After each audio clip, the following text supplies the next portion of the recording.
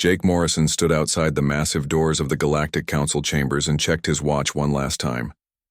The human ambassador had been preparing for this moment for 3 years. Behind him, Dr. Lisa Grant adjusted her datapad while Commander Ryan Bell kept his military bearings straight and professional. Today would decide humanity's place in the galaxy.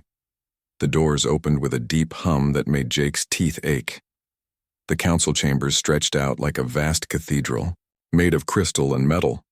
Floating platforms held the representatives of the galaxy's most powerful species.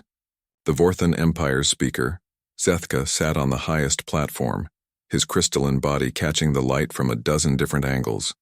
Below him, the other council members waited in their assigned positions. Jake had met them all before during the long negotiation process.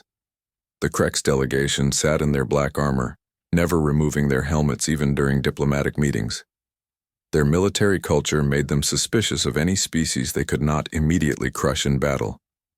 The Talari merchants floated in their environmental suits, their tentacles moving constantly as they calculated profit margins. The ancient Eldrani representatives looked almost human except for their silver eyes that seemed to see through everything. Ambassador Morrison, Speaker Zethka's voice boomed through the translation systems. Present your species proposal.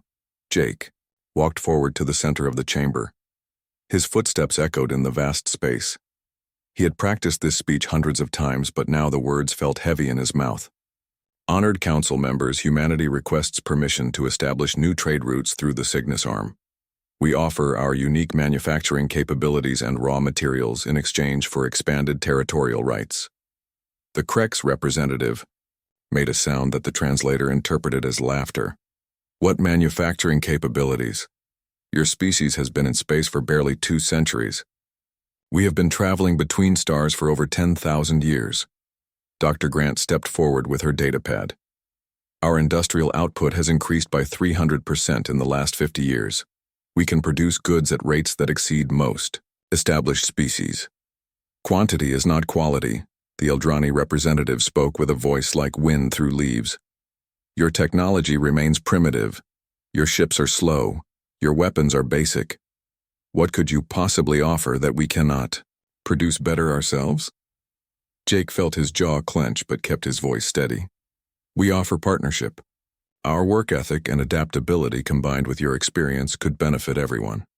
Speaker Zethka's crystalline form seemed to grow brighter. Partnership implies equality. Humanity has not earned such status. You control fewer than 50 star systems. The Vorthan Empire alone governs over 3,000 worlds. Commander Bell finally spoke. Numbers do not tell the whole story. Humanity has colonized worlds that other species considered impossible to settle. We have survived in environments that would kill most galactic citizens. Survival is not the same as civilization. The Talari merchant's translator made his words sound oily. Your economic systems are chaotic. Your governments change constantly. How can we trust species that cannot even maintain stable leadership? The criticism stung because it held some truth. Human democracy did create frequent changes in leadership, compared to the stable monarchies and oligarchies that ruled most galactic civilizations. Jake had heard this argument many times during the 3 years of negotiations. Our diversity makes us stronger, Jake argued. Different perspectives lead to innovation. We may change leaders, but our commitments remain constant. Your commitments, Speaker Zethka's voice carried clear dismissal. Like your commitment to the Tauceti mining agreement that your previous government abandoned? Or your commitment to the joint research project that you withdrew from after 2 years? Jake winced. Both examples had been political decisions made before his time as ambassador, but they had haunted every negotiation since. Those were specific circumstances. This proposal represents the unified will of all human governments. Words, the Krex representative said. Your species speaks many words but proves little with actions. The chamber fell silent except for the humming of the environmental systems. Jake looked up at each council member in turn. He had expected resistance, but the depth of their contempt surprised him. They did not just reject humanity's proposal. They rejected humanity itself. Dr. Grant tried one more approach. Our research into quantum mechanics has produced several breakthrough discoveries. We are willing to share this knowledge as part of the agreement. Research we could have completed centuries ago if we had considered it worth the effort. The Eldrani representative's silver eyes seemed to glow. Your quantum work merely confirms theories we developed long before your species discovered fire. Speaker Zethka raised one crystalline arm. The Council has reached its decision. Humanity's request for expanded trade routes is denied. Your species lacks the technological sophistication, political stability, and cultural maturity required for such privileges. Perhaps in another 1,000 years, when you have proven your worth to the galaxy, we will reconsider. The words hit, like physical blows. Jake had known this was the likely outcome, but hearing it spoken aloud still made his chest tight. 3 years of careful diplomacy, thousands of hours of preparation, all dismissed in a few sentences. We understand the Council's position, Jake said. His voice remained steady despite the anger building inside him. Humanity accepts your decision. Your acceptance is noted. Speaker Zethka's tone suggested the matter was already forgotten. Jake began collecting his papers. Dr. Grant closed her datapad with slightly shaking hands. Commander Bell stood at attention, his military training keeping his face expressionless. As they prepared to leave, Jake turned back to face the Council one last time. The human delegation thanks the Council for this opportunity to present our case. We have learned much from this experience. Learning is good, Speaker Zethka said with what might have been condescension. Continue learning. Perhaps someday you will have something worthwhile to teach others. Jake nodded politely. Humanity will remember this day and act accordingly. The Council members barely seemed to hear his final statement. They were already turning their attention to other matters. To them, humanity was just another minor inconvenience dealt with and forgotten. The 3 humans walked out of the chamber in silence. Only when the massive doors closed behind them did Commander Bell speak. That went about as well as we expected. Dr. Grant shook her head. They did not even look at our technical specifications. They had made their decision before we walked into the room. Jake stopped walking and turned to look back at the closed doors. Yes, they had. And now we know exactly where we stand with the Galactic Council. So what do we do now? Dr. Grant asked. Jake Morrison straightened his shoulders. We go home. We report what happened here. And then we let humanity decide how to respond. The human delegation left the Council station that day with their request denied and their pride wounded. But they also left with something else. Absolute clarity about their place in the galactic order, and the knowledge that they would have to make their own way forward. Behind them, the Council continued its business, confident that they had handled a minor irritation. None of them suspected that they had just made the biggest mistake in galactic history. Captain Ben Carter received the new navigation charts on a Tuesday morning, while his merchant ship orbited the trade station at Alpha Centauri. The official message from Earth Central Command seemed routine at first. Updated star maps, revised shipping routes, standard bureaucratic efficiency. But when Ben loaded the charts into his navigation system, he noticed something strange. 3 star systems that had been marked as accessible in the previous charts were now grayed out.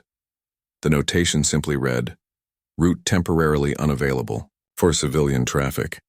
Ben had been trading with the Talari merchants in those systems for over 2 years. The profits from rare earth minerals had helped him pay off his ship. Ben called his contact at Earth Central Command, a bureaucrat named Linda Shaw who usually handled shipping coordination. "Linda, what's the story with the Kepler 438 system? My charts show it as off limits now." Linda's voice carried an odd tone. "New policy, Ben. We're consolidating trade routes for efficiency. You'll need to stick to the approved shipping lanes from now on. But the Talari are expecting my cargo delivery next week. I've got a contract. You'll need to arrange alternative delivery methods. Sorry, Ben, but orders are orders." Ben had been a merchant captain for 15 years. He knew the difference between routine policy changes and something more significant. This felt like something more significant.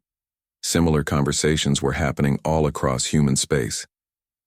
Dr. Amy Foster, who had been leading the Human Scientific Exchange Program for 5 years, received orders to recall all research teams from joint projects with alien species. The message came directly from the Colonial Science Division with no explanation beyond budget restructuring. Amy had 23 research teams working on various projects throughout the galaxy. Some were studying Eldrani archaeological sites that had been active for centuries. Others were collaborating with Vorthon scientists on crystal technology. The sudden recall would end years of careful relationship building. She made the calls personally. Dr. Kevin Hayes was working on a promising quantum mechanics project with a mixed team of human and Eldrani researchers. Kevin, I need you to pack up your research and return to Earth immediately.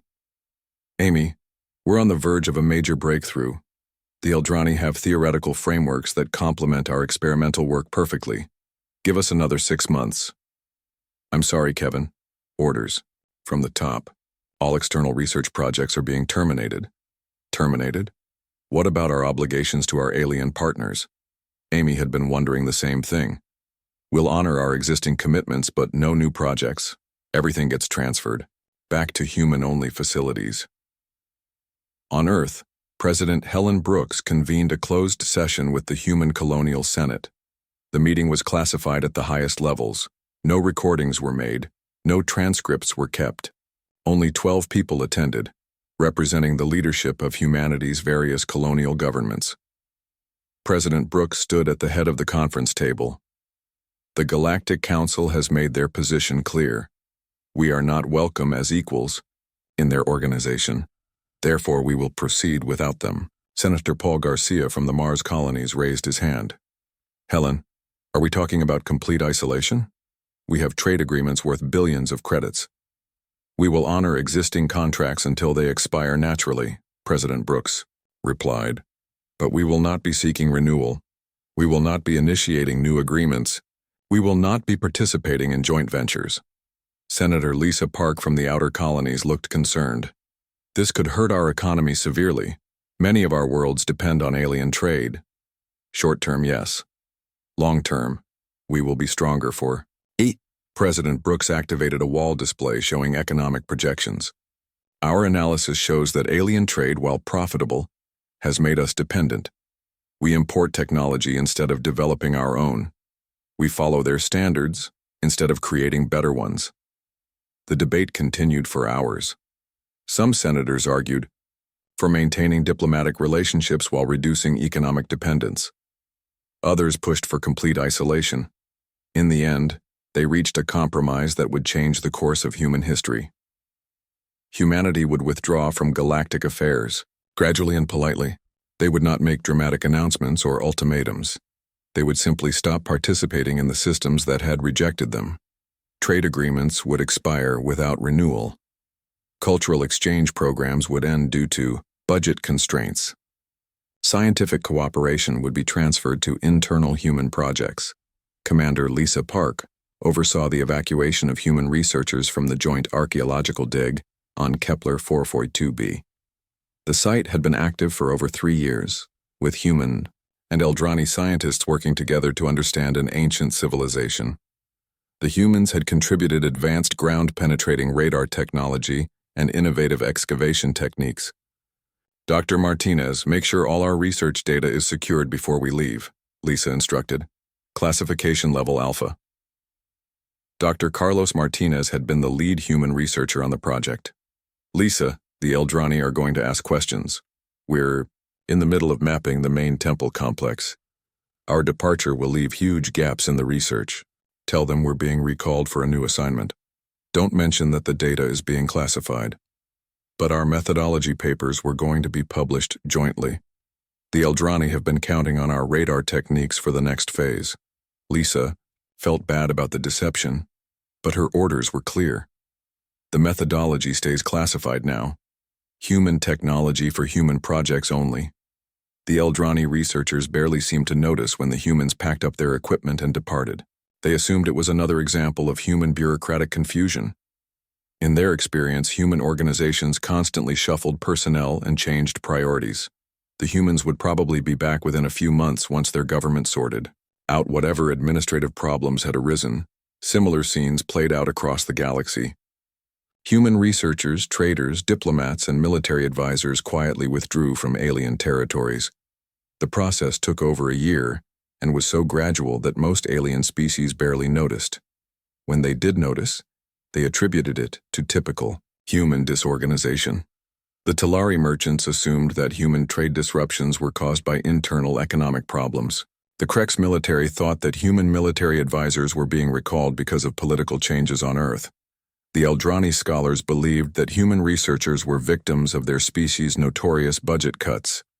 None of them suspected that humanity was implementing a coordinated strategy designed at the highest levels of government.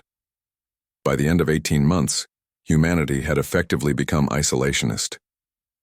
They maintained minimal diplomatic contact as required by galactic law, but their embassies were staffed with skeleton crews. Their trade with alien species dropped to less than 10% of previous levels. Their participation in galactic, cultural, and scientific programs ended completely. The transformation was so smooth and polite that it generated almost no attention. When alien governments did notice reduced human activity, their inquiries received courteous responses about internal restructuring and policy reviews. Human diplomats smiled and made vague promises about renewed cooperation in the future. Captain Ben Carter adapted to the new reality by focusing on trade routes within human space. The profits were lower initially, but he noticed something interesting. Human manufacturing was expanding rapidly to fill gaps left by reduced alien imports.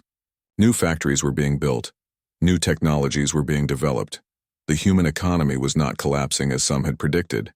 It was transforming.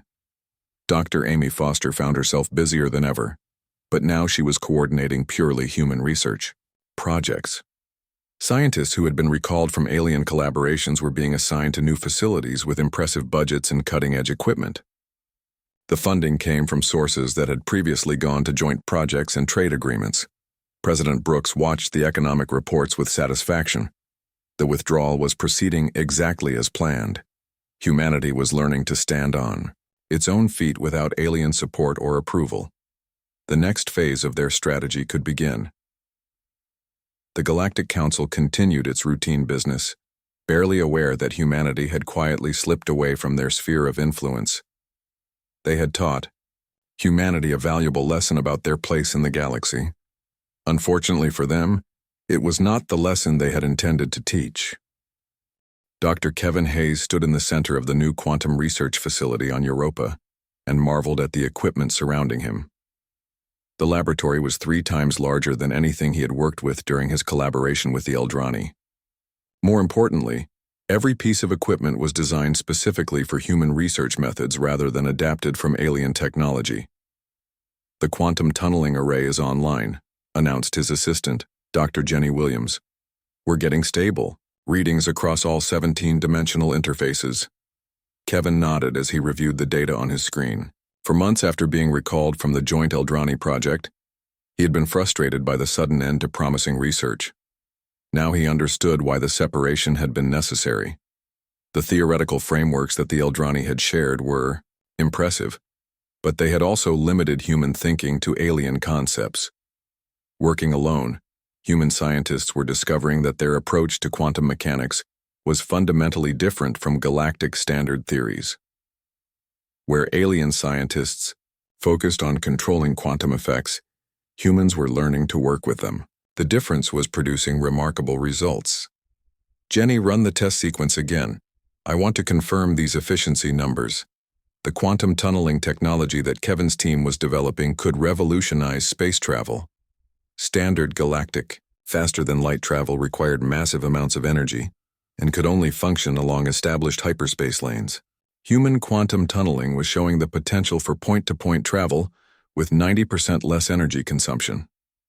3 levels below Kevin's laboratory, engineer Sarah Murphy was putting the finishing touches on the propulsion systems for humanity's new exploration vessels.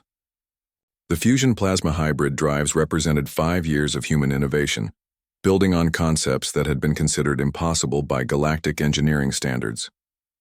"The plasma containment field is holding at 97% efficiency," reported her team leader Alex Chen.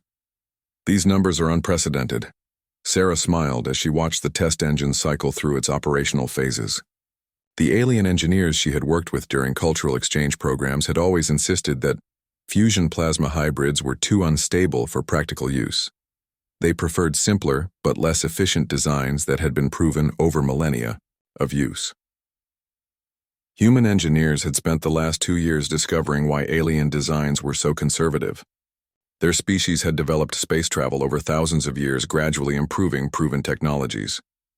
Humans had compressed that development cycle into centuries, forcing them to take risks and try unconventional approaches that aliens would never consider. The results spoke for themselves. Human hybrid drives were producing 3 times more thrust per unit of fuel than the best Krex military engines. The plasma containment technology was more stable than anything in the galactic databases. Most importantly, the entire system was designed for easy maintenance and repair using human manufacturing standards. On the agricultural research stations orbiting Jupiter, botanist Maria Gonzalez was achieving breakthroughs that would have seemed like magic to alien agricultural experts.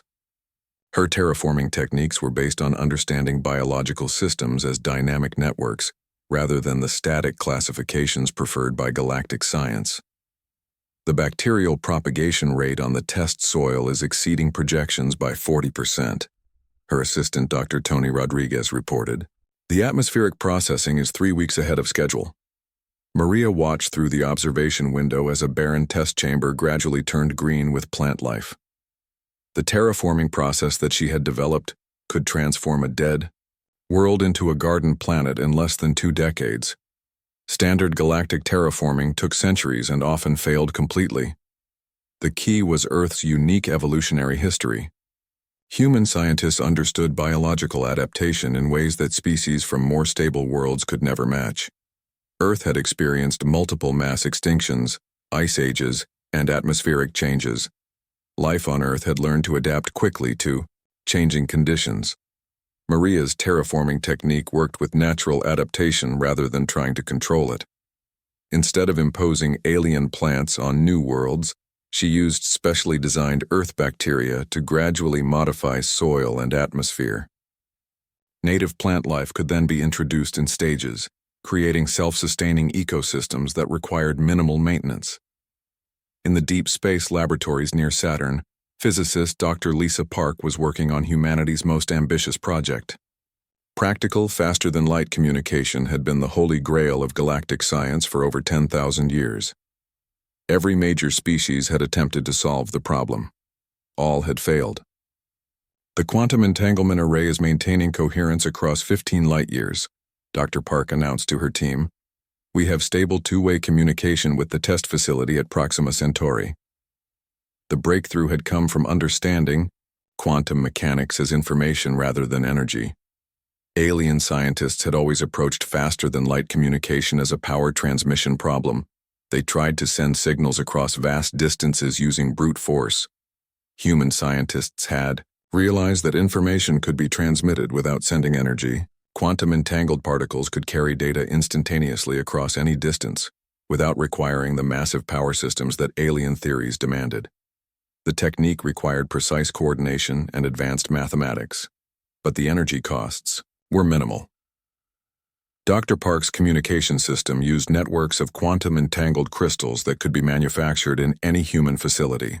The crystals maintained their entanglement indefinitely and could transmit complex data streams without interference. Most importantly, the system was completely undetectable to alien monitoring technology. All of these research projects were coordinated through a new organization called the Human Innovation Council. Director Amanda Taylor oversaw research efforts across 47 different facilities, ensuring that breakthrough discoveries were shared immediately throughout human space.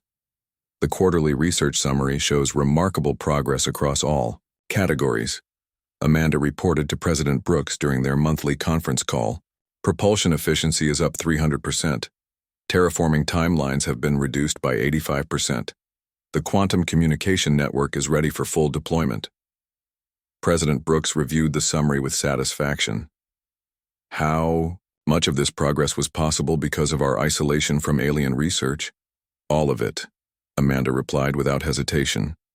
Every major breakthrough came from abandoning alien theoretical frameworks and developing purely human approaches. Our scientists are thinking differently now that they're not constrained by galactic standard theories.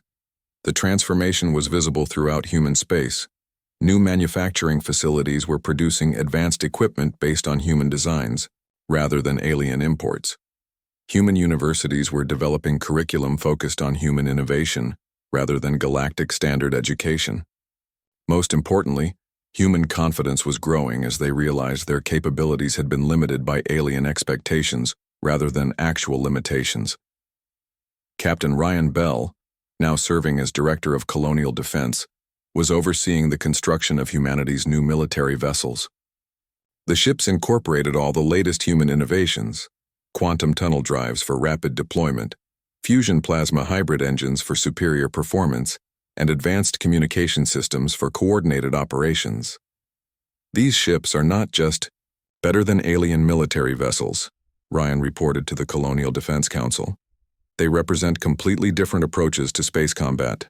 Our tactical advantages will be overwhelming. The new human military doctrine emphasized speed, coordination, and adaptability over the brute force approaches favored by species like the Kreks. Human vessels could appear anywhere in a star system within minutes, coordinate attacks in real time, across multiple light years, and adapt their tactics instantly based on changing conditions. But perhaps most importantly, human research was producing innovations that alien species had never even attempted.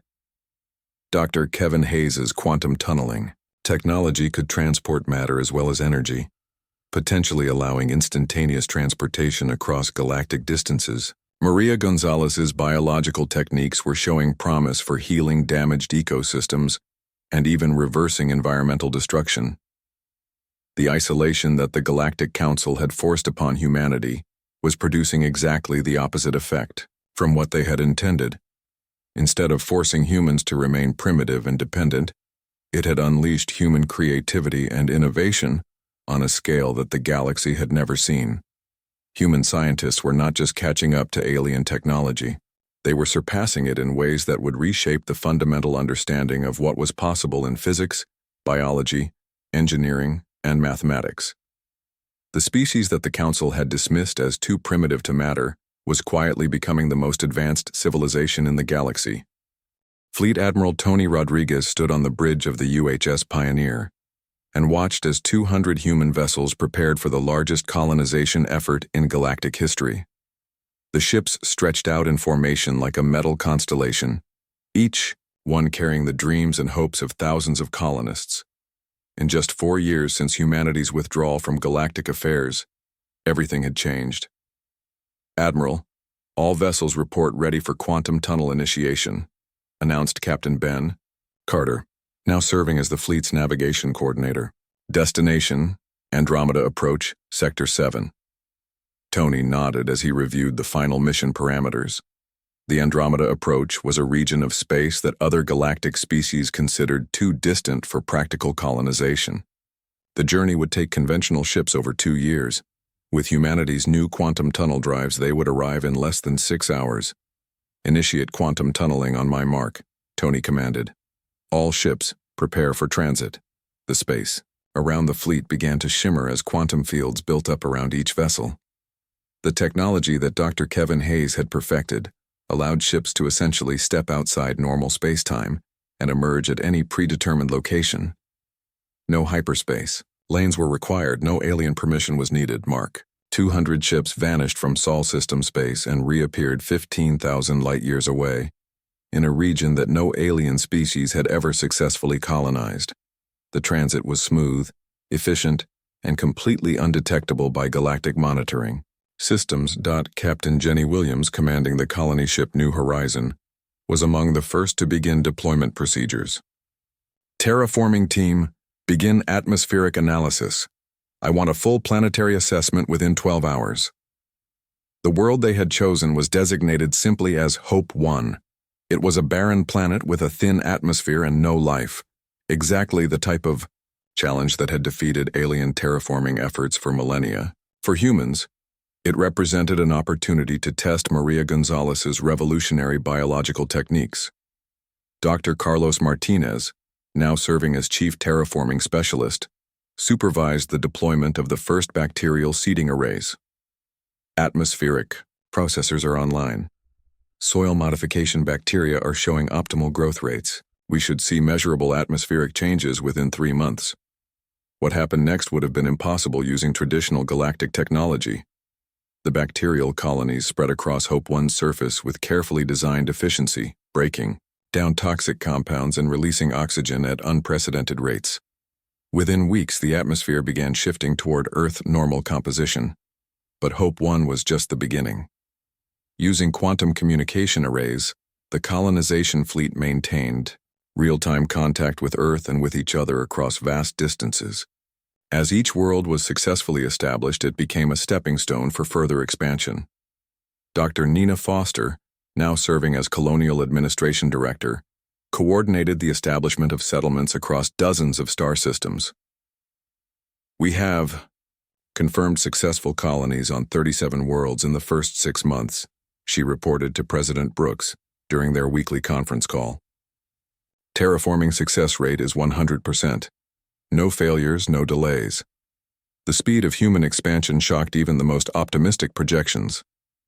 Traditional galactic colonization required decades of preparation, years of travel, and centuries of terraforming. Human colonies were established in months and producing agricultural surpluses within the first year. The secret was coordination and innovation working together. Quantum communication allowed instant sharing of successful techniques across all colonies. Quantum tunnel drives allowed rapid transportation of supplies and personnel. Advanced terraforming technology created habitable worlds in record time. On Hope 7, engineer Alex Chen was overseeing the construction of humanity's first deep space manufacturing facility. Production lines are exceeding capacity projections by 200%. We're producing enough equipment to support 50 new colonies simultaneously. The manufacturing facility represented another breakthrough in human innovation. Instead of building centralized factories like alien species, humans were developing modular production systems that could be deployed rapidly and modified for local conditions. Each colony world could quickly become self-sufficient and contribute to the expansion effort. Dr. Lisa Park's quantum communication network was proving invaluable for maintaining contact across the growing human territory. We now have real-time communication across over 100 light-years of space, she reported to the Colonial Administration Council. Response time between Earth and our furthest colonies is less than 3 seconds. The communication advantage gave humanity capabilities that no other galactic species possessed. Military vessels could coordinate attacks across multiple star systems. Scientists could share research data instantly across vast distances. Colonial administrators could manage resources and personnel with unprecedented efficiency. But perhaps most importantly, the quantum communication network allowed human culture and identity to remain unified despite the massive geographic expansion. Colonists on distant worlds could participate in Earth's political processes, share in cultural celebrations, and maintain family relationships across thousands of light years. Admiral Ryan Bell, now coordinating military protection for the expanding colonies, was amazed by the transformation in human capabilities. Our patrol vessels can respond to threats anywhere in human space within minutes. No alien military can match our deployment speed or coordination. The new human military doctrine was being tested as expansion continued. Small conflicts with pirates and raiders were resolved quickly and efficiently. Human vessels appeared, without warning, eliminated threats with overwhelming force, and vanished before enemy reinforcements could arrive. More importantly, human expansion was encountering species that had never been contacted by the Galactic Council. These independent worlds and small stellar confederations were interested in trade and cooperation with a species that treated them as equals rather than subjects. Captain Sarah Murphy, now commanding the exploration vessel Pathfinder, made first contact with the Zephyrians, a peaceful species that had been avoiding galactic civilization for centuries. They're offering to share star charts for the entire region in exchange for terraforming technology, she reported to Colonial Command. Their worlds have been dying from atmospheric degradation for generations. The Zephyrian alliance became the first of many that humanity would forge during their expansion. Unlike the Galactic Council's hierarchical system, human diplomacy was based on mutual benefit and respect for independence. Species that joined human trade networks maintained their own governments and cultures while gaining access to advanced human technology. Within 2 years of beginning the Great Expansion, humanity controlled over 400 star systems and maintained friendly relations with dozens of independent species. The human territory formed a loose confederation rather than a centralized empire, with each world contributing its strengths to the common cause. Dr. Amanda Taylor, now serving as Director of Human Development, coordinated research efforts across the expanding territory. We're making breakthrough discoveries almost daily. Access to new environments and alien perspectives is accelerating our innovation beyond all projections. The expansion was generating a feedback loop of discovery and development. Each new world presented unique challenges that drove innovation. Each new alien alliance brought fresh perspectives that sparked creative solutions. Each successful colony provided resources for further expansion. President Brooks reviewed the expansion reports with amazement. 4 years earlier, humanity had been a minor species begging for recognition from the Galactic Council. Now they controlled territory larger than most Council member empires and possessed technology that surpassed galactic standards in every category. The expansion phase is complete, she announced during a classified meeting with human leadership. We now control sufficient territory and resources to guarantee our independence. Phase 3 can begin. Phase 3 would involve contact with the Galactic Council from a position of strength rather than weakness. Humanity would no longer be requesting permission or seeking approval. They would be offering partnership between equals or simply informing the galaxy of humanity's new status. But first, the Council would need to discover what had happened during humanity's quiet years of isolation. They would need to understand that the species they had dismissed as primitive had become the most powerful force in the galaxy. The Great Expansion had achieved its purpose. Humanity was no longer dependent on alien approval or acceptance. They had proven their worth to themselves, and were ready to prove it to the galaxy. Tellery merchant Captain Vexnor had been trading the same route for over 30 years. The path through human space provided access to rare minerals and exotic materials that could be sold for enormous profits in Council territory. When his ship approached the border checkpoint at Alpha Centauri, he expected the usual brief inspection and transit permit. Instead, he found his way blocked by a polite but firm human customs official. Captain Vexnor, I'm afraid this trade route is currently closed to non-human vessels, announced Commander Lisa Park from the customs station. We're conducting infrastructure modifications throughout this sector. Vexnor's translator struggled with concepts of politeness and authority. But I have traded here for decades. My cargo holds are full of goods destined for human markets. We appreciate your past business relationship, Commander Park replied with professional courtesy. However, current regulations require that all trade with human territories be conducted through our designated commercial partners.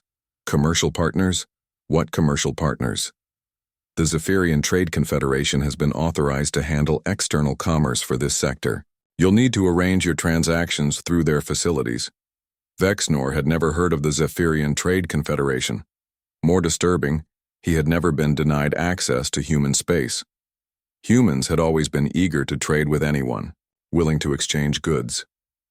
Their sudden exclusiveness suggested significant changes in human policy.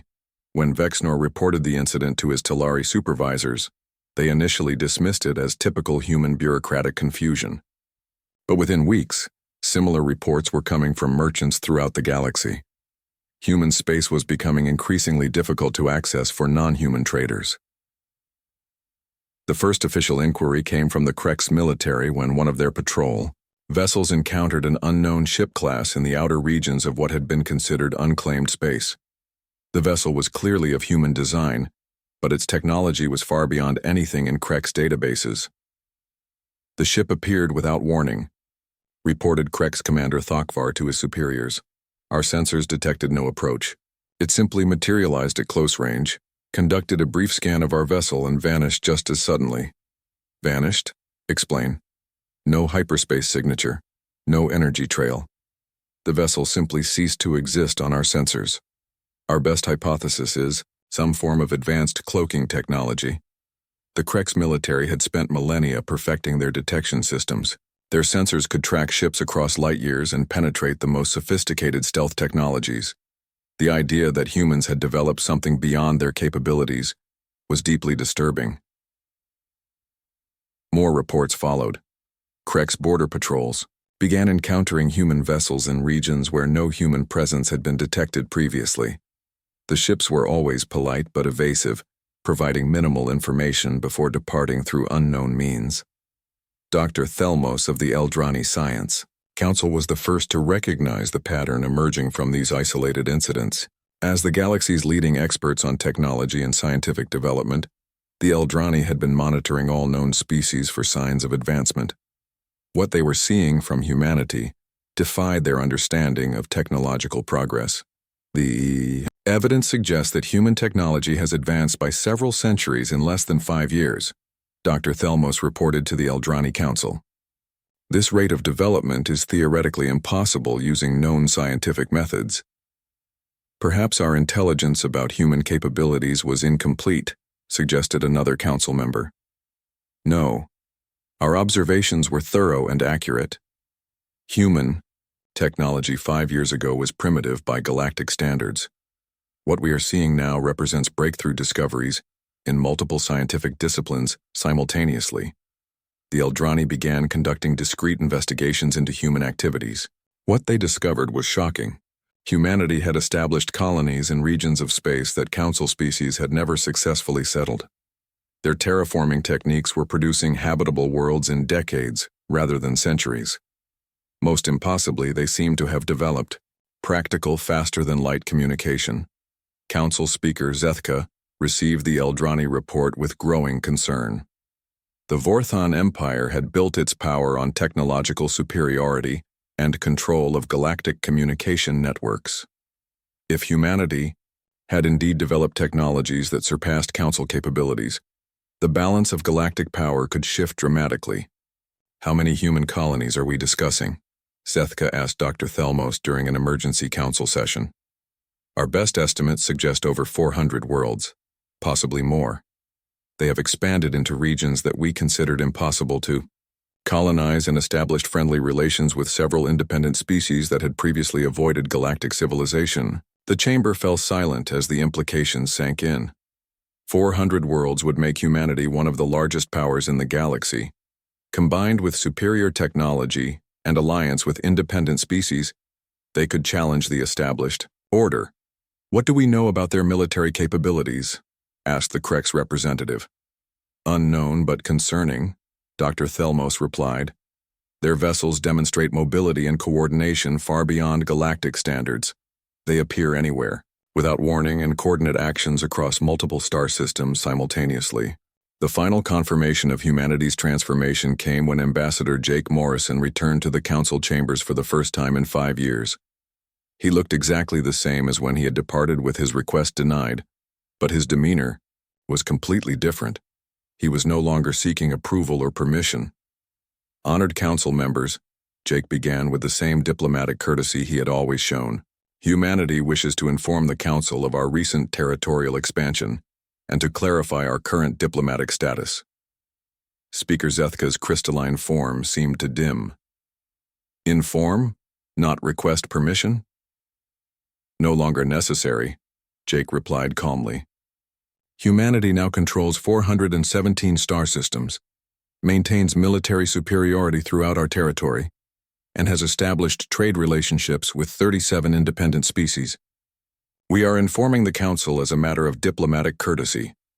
The chamber erupted in shocked murmurs that the translation systems rendered as various forms of disbelief and concern. You claim military superiority? The Krex representative's voice carried obvious skepticism. Your technology was primitive when last we met. Jake smiled politely. Technology advances.